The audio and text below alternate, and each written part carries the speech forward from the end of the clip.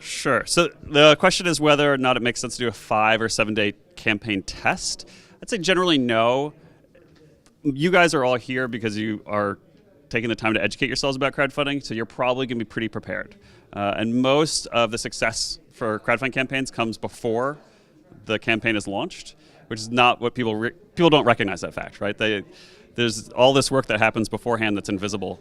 But if you take the time to figure out who your audience is, hone a message that is clear, that's going to resonate with them, and that takes a lot of work to get down to like one sentence usually, and then figure out where are they, right? What blogs are they reading? What forums are they in? Are they in Facebook groups? Or they have meetup groups in your area? Just figure out where that audience is, and then start doing outreach before you launch, and lay out that sort of that publicity campaign beforehand. And once you do that, that's your pre-campaign. Reach out to those people and talk to them. See if they're interested in it. If they get excited about it, then you know you're on the right track. Is Kickstarter the whole thinking doing like a survey mechanism or something like that? We could go and kind of reach out to these people with some sort of survey, like if this is what you saw, like almost like a little beta closed, would you be interested so you can get sort of a flavor, get some feedback? It's questions whether or not Kickstarter has plans to launch like a pre-launch survey tool. Not at this point. That's not on the roadmap. So, but it's an interesting idea. Yeah. There are services that do that. There are some platforms that are geared towards that sort of stage and doing that sort of work, and then translating it into the Kickstarter campaign. Yeah. Yeah. Do you provide a minimum checklist, for example, for having a successful crowdfunding campaign? If it's successful or not, okay. You don't never know. Yeah. Do we have a checklist? This you should do. You should do X, Y, and Z. Actually, now I do. As of about like 2 weeks ago, we wrote one out primarily for the launches we're doing right now. So we'll put that on the site sometime soon. We just need to figure out where it's going to live. But we do have them. Yes. Okay. If you watch the site, you'll see it pop up soon enough. Can you mix up a launching customer with a crowdsourcing campaign? I'm sorry, what was the question? A launching customer, like a big retailer, Mm-hmm. Can you combine that with a campaign, a crowdfunding campaign? Do you mean, could you launch a project having a retailer lined up that's going to also distribute the product if you're successful? We do see projects that do that all the time. So the question is whether or not you can launch a project with a larger retail distributor setup. Yeah, and how can you benefit the retailer with it? How can you use a retailer as part of the campaign? You can. I think usually what gets people excited about participating in a crowdfunding campaign is being early, being part of the creative story, and being part of that process. Having a retailer lined up usually benefits a creator because it reduces risk in the end. The more things you have lined up, the less risk there is that this isn't going to happen. You kind of have to be a little bit careful about how you message that, because it can seem like you don't need it as well. So it's a double-edged sword, and so that messaging has to be careful. But we have a lot of projects that already have kind of retail set up, but that doesn't mean that the product's going to happen either way. So you can say, if enough people back this up, this retailer will distribute. Yeah, and that's an exciting thing to be a part of. I mean, the real benefit of reward-based crowdfunding is that people are really coming together around the idea and wanting to see it just exist in the world, rather than with equity crowdfunding or lending crowdfunding. It's about a return. I want to make money off of this, right? And that's a very different interaction than just like, no, I want to live in a world where the Pebble watch exists and is available to everyone, not just me. Okay, thank you for the answer. All right. Well, you said something about a checklist. What are the most important ingredients for your launching startup? Is it emotion? Is it storytelling? Is it a really cool product? I mean, you should have something that is compelling to people, right? And then what I just laid out in terms of, yes, have your product, and then figure out who it is going to resonate for, right? Like if you are doing it and you're the only person that is actually going to care about this thing, crowdfunding probably isn't the right mechanism for you.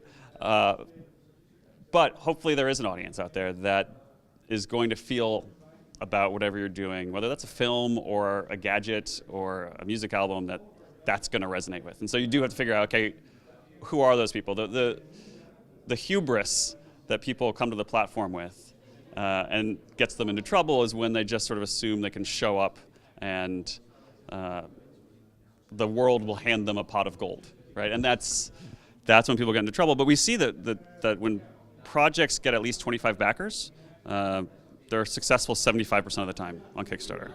So pretty much everyone knows 25 people. And if you can't get 25 people to back your project, then you're not putting in that effort, right? You're not, it's kind of like an unspoken contract where if you do put in the effort to build that base, then oftentimes more people will come in and you'll be successful in the end. Community management is actually one of the most important things. Absolutely. And it's lining that community up beforehand, doing as much of that work as you can, and then letting things go from there. But if you do get there, I mean, in the Netherlands, we've seen that a little over half of the money raised by projects here come from backers outside of the Netherlands. So creators here are like reaching far beyond the borders to backers in the United States and elsewhere in Europe. How critical are you in screening if a project can go up on Kickstarter or not? We aren't, we have rules that are posted on the site. We don't screen for like quality or whether or not we think it's cool or anything like that. We do make sure that the projects are creating something to share with others, that it fits into our categories. We require that projects are transparent, they're honestly and clearly presented. That means for something like a sophisticated product like a gadget, we require a working prototype to be shown, and we don't allow photorealistic renderings, just because people can look at a picture of one of those and think it's real, and it's kind of misleading. So we do what we can to sort of make sure that everything is above board, that people are very clear about what's happening and where things are and the risks involved. And is there any percentage of projects that go on for the second or third time with a follow-up project? Yeah, that happens actually a lot. I mean, it's most common, I would say, in film, where it's like this very long and difficult production process. And so we do see films that we'll fund the pre-production process and then do another stage for editing or something like that. And there are good techniques and strategies you can use to set up that sort of recurring campaign. We also see a lot of like version 2 of a product. Pebble is a notable example of that. So they're coming back and saying, like, we have an updated version, let's make this better. If I understand correctly, if you have a pre-production fundraiser, Mm-hmm. as you were saying in cinema or in filmmaking, Yeah. how do you, at that stage, Mm-hmm. you're not sure the film is actually going to be made? Yeah, that's correct. Sell that proposition? So the question is, how do you sell a proposition when you're only funding the pre-production, not the final realization of an idea? And you do have to be very transparent about that. Usually what we see be successful is if it's a film where there's a lot of material that can be generated through even just the pre-production process. So you say, we're gonna raise this much money just to do pre-production. And you don't promise that the film's gonna get made in the end, and you don't have as a reward, you're gonna get the film, absolutely, usually.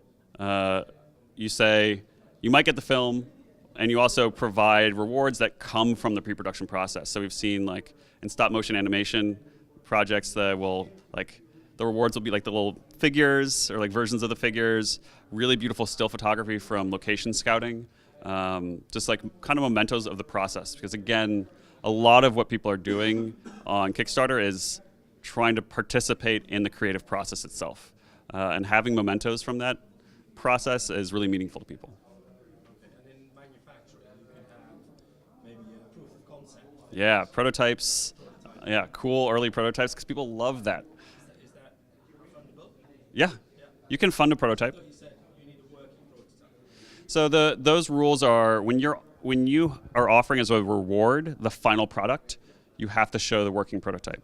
But if you want to fund a prototype, then the reward isn't necessarily the final product itself. Which is why sometimes you'll see like kind of outlandish or like impossible technology projects on the site, and they actually meet our rules because they aren't saying that they're going to build a time machine. They are just trying to build a prototype of one. And it's like, well, okay. You get a T-shirt if you back it, and they say they're going to build a prototype. Yeah. In terms of audience, because obviously Kickstarter is sort of the most global platform. Yes. How many projects are coming from the US versus the rest of the world? I don't know it off the top of my head. Obviously, we're heavily US focused. It's also a little tricky to get the accurate number because we have a lot of creators that are launching projects through US partners that are overseas. It's shifting more and more as we expand more and more. So yesterday we opened for creators to start building their projects in France. Today was the first day that projects from Germany have gone live. So we're totally open in Germany as of this morning. There's an extension in Europe.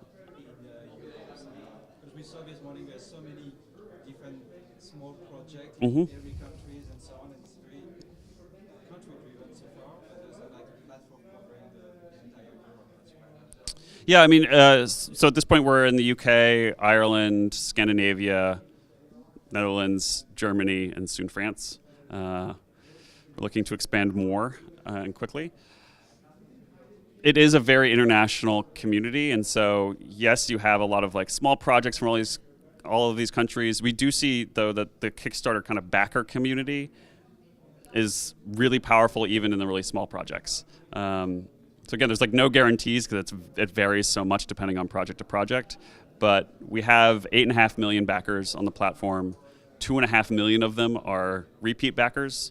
Over 250,000 of them have backed more than 10 projects. So it's a massive backer community, and size and borders don't matter that much as storytelling and having a compelling vision that resonates with people. You see a line that sustainable companies and social companies or products are being more and more backed by people? Oh. Preferred? So the question is whether or not we see sustainable products or environmentally conscious projects being successful on the platform, and absolutely across all the categories, I would say. So from like food to clothing to technology products. There's a great one that launched out of Germany this morning, actually, called Me Too, which is it's incredible. It's like a little wand that you put in like a glass of water, and it'll boil the water. And so what it does is reduces energy consumption by a lot, because usually people use these like tea kettles and they boil more water than they need, and it's very inefficient. And this just turns anything that you have into a boiler, which is awesome. It's really beautiful. And they launched this morning. I think they're at 50,000 euros already over like the last 5 hours. So they're doing well. But that anything with a mission and sort of cause behind it certainly is able to attract a larger audience. I mean, we see that even in film. So documentaries do very well in film because you then are able to connect with people who really want to see that topic covered, and there's a larger community for that. I always think about, it can sometimes be a little bit more difficult in film if you're doing an autobiographical fictional story about living in Brooklyn in your late 20s. It's harder to find an audience that's like, yes, I really want to see that, as opposed to I do really want to see this film on global warming or on indigenous tribes that are dying out or something like that.